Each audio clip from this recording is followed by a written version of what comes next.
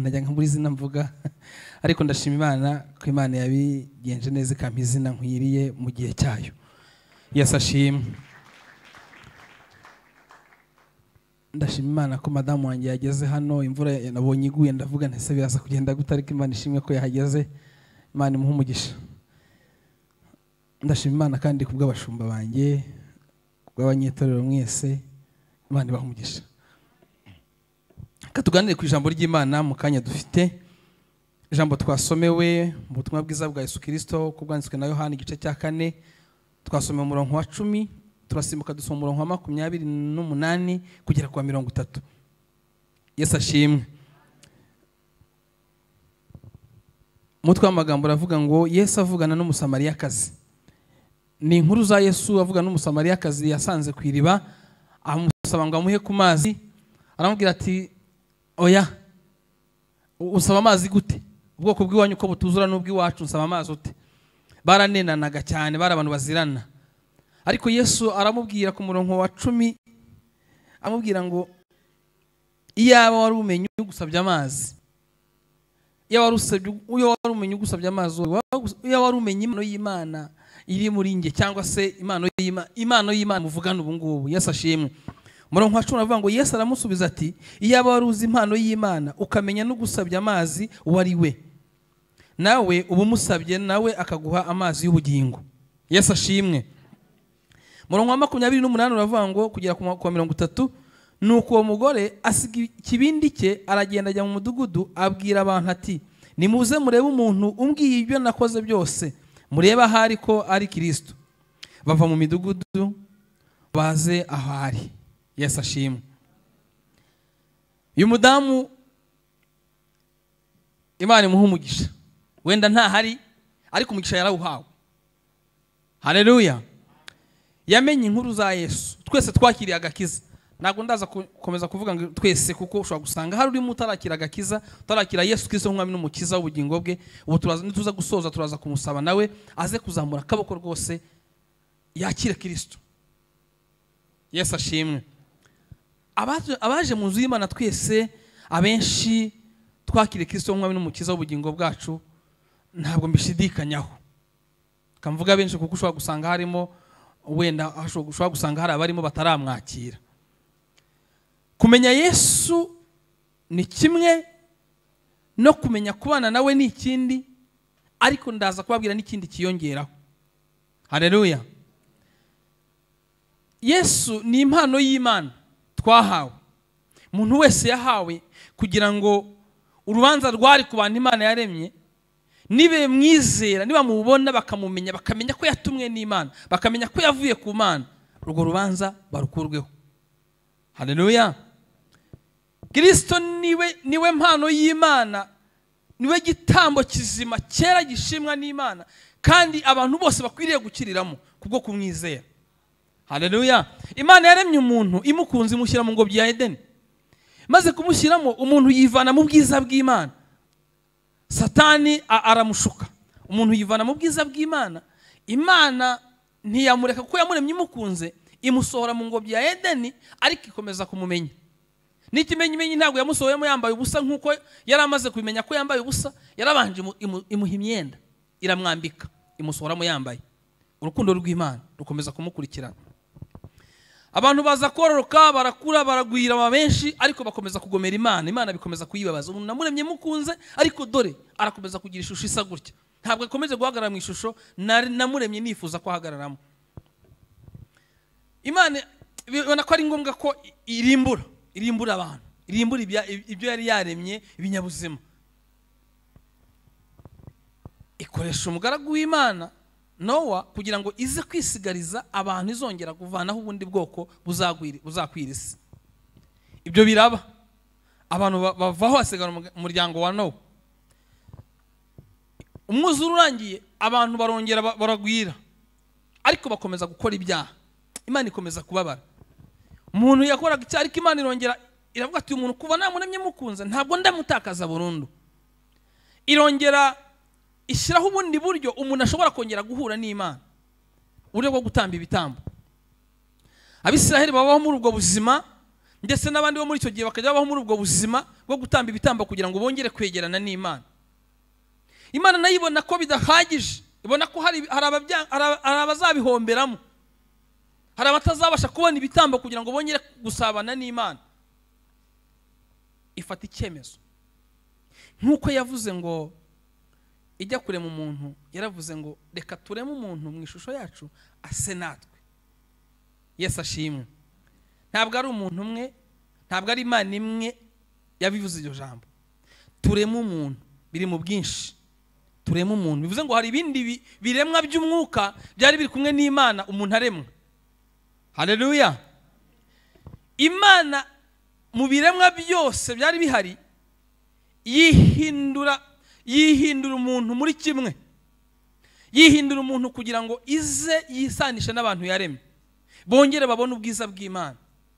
Haleluya. Iza mu ishusho y'umuntu ari we Yesu Kristo. Iba ngo byibura uzabasha kubona ko icyo ari igitambo cyangwa se iyo ari impano nahaye abantu kugira ngo bongere kwihuza nanjye, akayakira, byibura azabona ubugingo. Imana tugirire neza. Bamwe baramwakira, bamwe baramumenya, baranamwimika mu buzima bwabo, harimo natwe twamwakiriye, duhora duharanira kubutunga kugira ngo tugendane mu buzima bwacu bwa buri munsi, ariko n'abandi batari bamumenye, bamuzi, bamwumva, ariko batigeze bamwimika mu buzima bwabo. Imana tugirire neza. Niyo mpamvu naje kuvuga ntangira navuze ngo uza kuba taramwakiriye ngo amushyire mu buzima bwe, aze kuzamura ikiganza. Abashumba bari hano tumusabire umugisha, tumusabire Imana imuha imbaraga zo kuyimenya. Yesu ashimwe. Haleluya. Haleluya. Abantu twakiriye Kristo, aho uri wakiriye Kristo, ushima Imana. Kandi aho uri wumva warakiriye Kristo, ukumva ari umuyobozi w'ubuzima bwawe, ni intambwe ikomeye wateye. Haleluya. Ni intambwe ikomeye wateye, intambwe nini wateye. Yesu akomeza kube muri wowe. Namara kuba muri wowe, akora ibikwiriye, agukoresha ibikwiriye umuntu wamumenye, umuntu wamwakiriye, akamutunga mu buzima bwe. Yesu yinjiye mu buzima bw'umuntu, aramuhindura, akaba umuntu mushya. Uyu muntu amarangamutima yiwe iyo yasohoye, iyo agaragaje amarangamutima yiwe, wamwakiriye akamutunga, akamugira umwami n'umukiza nk'uko ijambo ry'Imana bivuga. Iyo twakira agakiza, ayo magambo abashumba barayatubwira tukayasubiramo. Umuntu wamwakiriye akamubera umwami n'umukiza, akamubera umuyobozi, akamubera umwarimu, akamubera umudokiteri. Amarangamutima yiwe iyo azamutse, iyo uvanye ibiri mu mutima bigasohoka ku munwa, bigasohoka mu magambo uvuga, mu bikorwa ukora, ugaragaza Kristo kuko wamwakiriye. Haleluya. Uwaba atagaragaza ibyo ngibyo, araza gusaba Imana iyongere imuhe umutima wo kwamatana na Kristo. Haleluya. Noneho sasa ibyo akenshi tubivuga kenshi, abenshi barabizi n'abatabyitaho, ariko bazi ko ariko bigomba kugenda. Umuntu wese wakiriye Kristo ibyo arabizi ko nyine aba yamwakiriye ngo amubere umwami n'umukiza. Wenda bamwe bakabyakira bakabivuga gutyo, yewe unabibaje mu nziza yabikubwira, ariko nubwo wagera hirya ugasanga ibyo akora n'ibyo avuga bishobora gutandukana n'umuntu wakiriye Kristo ugendana nawe, ariko ayo magambo yayakubwira. Ndagira ngo twongereho kano kana byakozwe n'intumwa, igice cya 13 umurongo wa 47 kugera ku 48. Tutaragusoma ariko mwibuke neza ko twabisomye hano. Uyu mudamu amaze kumenya Kristo, amaze kumenya ko uyu muntu ari no yaragishidikanya, avuga ati uyu muntu ashobora kuba ari Kristo, yaragiye ajya mu mudugudu w'iwabo, asiga ikibindi aho ngaho, ajya kubaza abakuru, ati muze murebe nabonye umuntu wambwiye ibyo nakoze byose, muze murebe ko yaba ari Kristo. Yesu ashimwe. Nuko baraza bava mu midugudu y'iwabo yose, bose baza basanga Kristo. Aba bose bamaze kuhagera baramwizeye, baramumenye, baranamukurikira. Cyo gihe hakijwe abantu benshi. Kubera iki? Uwo mudamu wagiye akajya kubwira abandi ko yabonye umuntu ashobora ari gukeka ko ari we Kristo. ariko ajya kubwira abakuze kugira ngo bamumenyere neza, bamurebere neza koko niba ari Kristo, kuko bari bamuzi ariko batarizera ko ari we waje, banamwumva bavuga ati hari umuyuda uhari bivuga ko ari Kristo, muze murebe ko yaba ari uyu nguyu. Baraza bahageze bumvisha amagambo ye, barebye ibikorwa ibitangaza akora, baramwizera. Ariko hari n'abataramwizeye bamwumvishe gusa nyine babitwara gutyo. Dusomye ibyakozwe n'intumwa igice cya 13 umurongo wa 47 kugera kuri 48, haravuga ngo kuko uko ari ku mwami yadutegetse ati ngushyiriyeho kuba umucyo w'abanyamahanga, ngujyana agakiza kurinda ugeze ku mpera y'isi. 48 abanyamahanga babyumvise batyo barishima bahimbaza ijambo ry'Imana, abari batoranijwe ubugingo buhoraho bose barizera. Haleluya. Yadutegetse ngo tube umucyo, tujyane umucyo. Yesu ashimwe. Tujyane inkuru nziza y'agakiza ko Yesu ari umwami n'umukiza. Yesu ashimwe. Kuba waramwakiriye ni kimwe, no kuba ubana nawe cyangwa mu buzima bw'umuntu wamwakiriye ni icya kabiri. Ariko ndagira ngo twongereho kino kintu dusanze muri iki cyanditswe. Yadutegetse ngo mugende mu umucyo, mujyane umucyo, mujyane ijambo ry'Imana, mujyane agakiza mwamenye, mugende mukamenyesha abandi. Yesu ashimwe. Akenshi iyo bavuze ngo umuntu n'umuvuga butumwa, abenshi batekereza wa muntu nyine uza kubwiriza ku wa kabiri, uza kubwiriza ku wa kane, uza kubwiriza ku cyumweru, abenshi bagatekereza abapasiteri, abandi bagatekereza abarimu. Ibyo nibyo nabo barimo, ariko sibo gusa. Ariko Kristo abwira intumwa ngo mugende mu mahanga yose mubwiriza abantu ubutumwa bwiza. Yohana yaragiye abwiriza abantu ubutumwa bwiza, wabwirije nawe akabwiriza undi kugeza ubwo bitugezeho. Haleluya. Agakiza kukakira ni kimwe, kumenya Yesu ni kimwe, no kumutunga nk'umwami n'umukiza w'ubugingo bwawe ni ikindi. Ariko ikirushijeho nk'uko Kristo yavuze ngo mugende mu mahanga yose, akagakiza uyu Kristo ukora imirimo n'ibitangaza, uyu Kristo wagize uwa mbere mu buzima bwawe, mutware ugende umubwira abandi batarakizwa. Haleluya. Kumutwara ngo ugende umubwira abandi batarakizwa, ntago mvuze ngo ujye uva kuwa mbere ufate moto cyangwa imodoka cyangwa n'amaguru wirigwe uzenguruka. Nabyo umwami Yesu abiguhamagariye kubikora gutyo, yaba bizi ko aricyo ashaka, aribwo buryo ashaka kubikoramo. Si cyo gusa, ahubwo mu magambo uvuga abantu nibabone Kristo wakiriye. Yesu ashimwe. Mu bikorwa ukora abantu nibabone Kristo wakiriye. Uko utekereza, uko ufasha abandi, abantu nibabone Kristo. Aho uko niko kujyana inkuru nziza y'agakiza. Umuntu nakubwira ikibazo ahuye nacyo cyangwa afite, mubwire ko Kristo ari ugomba kuza bwa mbere, ubundi mujye mwakoresha ubwenge nyuma. Ariko Kristo yabanje hehe? Hejuru. Yesu ashimwe. Umwana narwara, bwira Kristo ngo uyu mwana niwe wamumpaye, ubuzima bw'ufite mu biganza byawe, ndende ujye kwa muganga. Yesu ntiyabanje imbere, sibyo? Hapana kuko umwana mugongo witeruka kwa muganga. Hari igihe yari gukizwa n'isengesho, hari igihe yari gukizwa no kubahamagaye Kristo, ukajya kwa muganga umaze guhamagara Kristo, kugira ngo Kristo nunagera kwa muganga umwuka w'Imana akorere mu muganga uraza guhura n'uyu mwana, akorere mu muganga uraza guhura n'uyu muntu urwaye ufite. Yesu ashimwe. Kristo twamenye tukamwakira, tukamutunga, tukamugira uwa mbere, agaragare mu gihe twishimye, agaragare mu gihe tubabaye. Haleluya.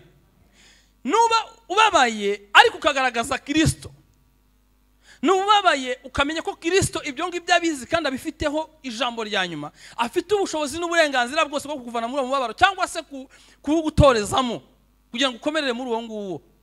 Abandi bazavuga bati uyu muntu afite undi mwuka umukoreramo, kuko ntabwo byagombye kuba bimeze gutya. Imana tugirire neza. Benshi bananiwe no gutunga Kristo ngo bamugire uwa mbere. Ibibazo byinshi biriho hanze akenshi biri guterwa no kuba abantu barakiriye Kristo, ariko bakaba bataramutunze ngo bamwimike abo wa mbere mu bikorwa byose byabo bya buri munsi. Imana tugirire neza. Twebwe twakiriye Kristo rero, ndagira ngo mbasabe tujyane inkuru nziza y'agakiza, ko Yesu akiza, ko Yesu aruhura, ko Yesu akora ibintu byose, ibyo tuzi n'ibyo tutazi, ibyo tubonesha amaso n'ibyo tutabonesha amaso, ko Yesu abifiteho ubushobozi. tugende tubibwira abantu bataramenya Yesu, bamwumvise ariko bataramubona, yanabigaragarije ariko bakaba badashaka gufungura amaso yabo ngo bamubone. Tugende tubabwire. Umuntu nakubwira ikibazo cye, mubwire ngo Kristo arakuzi kandi aranagukunda. Yaba adakijijwe cyangwa akijijwe, mwibutse ko Kristo amukunda, ko yaje kubera we kugira ngo abone azabone ubugingo buhoraho kandi azakomere, namara gukomera akora iby'ubutwari akomeze n'abandi. Haleluya. Amagambo yo kwakira Kristo tuyavuga kenshi, abantu bayumva kenshi, abenshi tugasanga koko nibyo twaramwakiriye, tukumva koko tunamukunda, tuhewe twanamwimise mu mitima yacu, tugerageza kumushyira imbere kuri liste y'ibintu byose dukeneye, tukamushyira imbere, ibyo tuvuga byose tukamushyira imbere, ibyo dutekereza byose tukamushyira imbere. It's fine.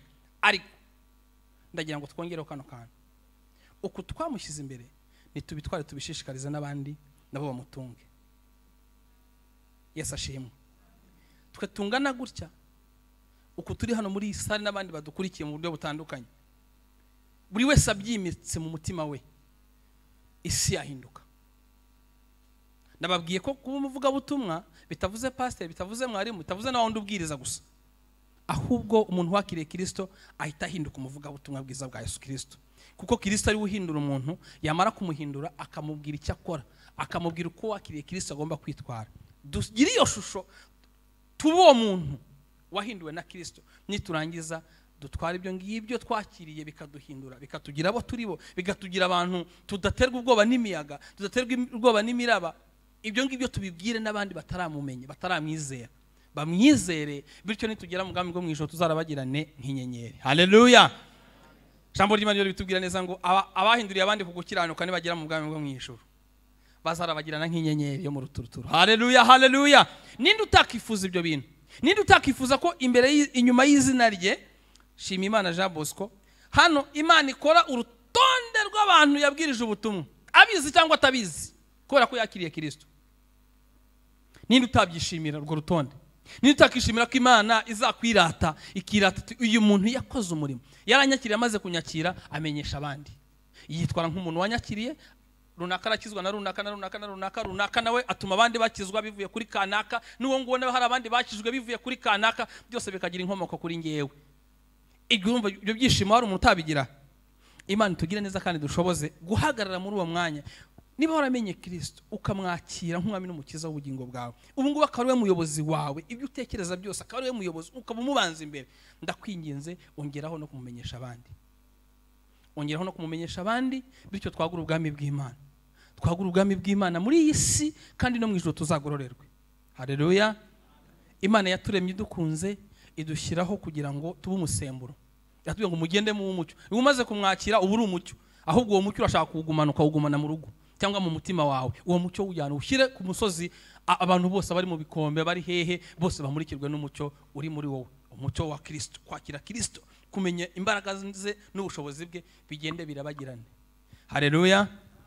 Satira umusozo, ntangira navuze ngo niba haba hari umuntu utarakira Kristo nk'umwami n'umukiza, ngo amenye ko ari we muntu ufite ubuzima bwe n'ubugingo bwe mu biganza bye, aze guhaguruka, abashumba hano bamusengere kugira ngo yakire Kristo.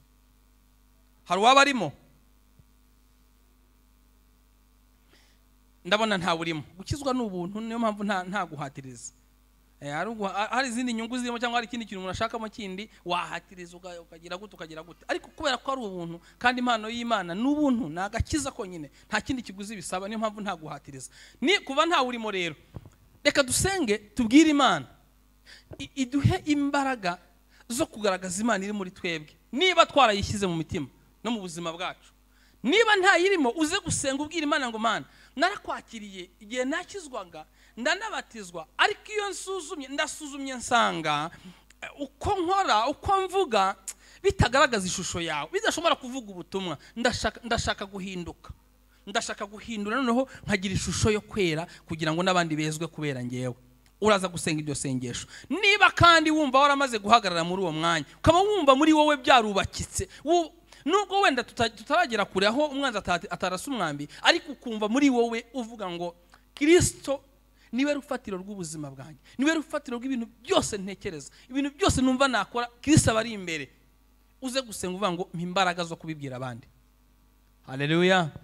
we gucana itabaza. Kristo ntabe yaracanye itabaza muri wowe ngo nurangiza wowe ritwikirize intonga, cyangwa ngo nurangiza uyu mucyo uwushirireho limite. Oya, tugende mu misozi tubwire abantu ibya Yesu. Abataramenya Kristo tubamubwire, nibarangiza bakizwe be kuzajya mu muriro. Izo nizo ngororano duharanira muri iyi si, kandi tuzabona ibihembo tugeze mu ijuru. Reka dusenge.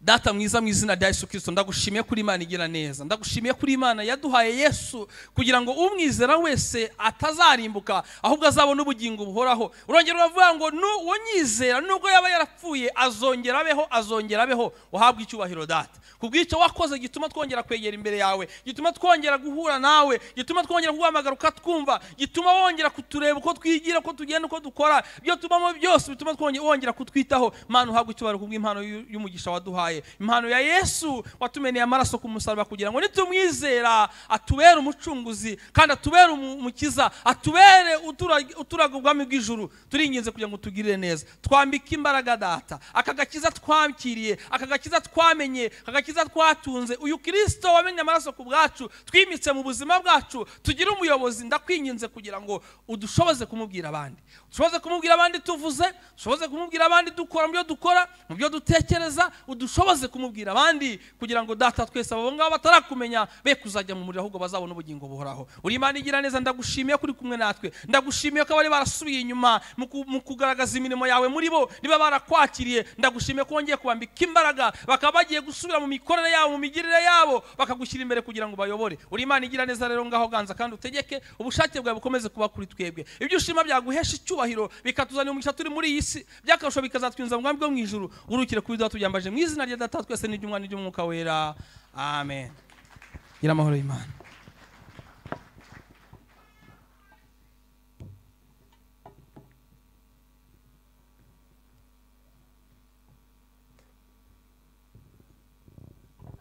Murakoze cyane. Reka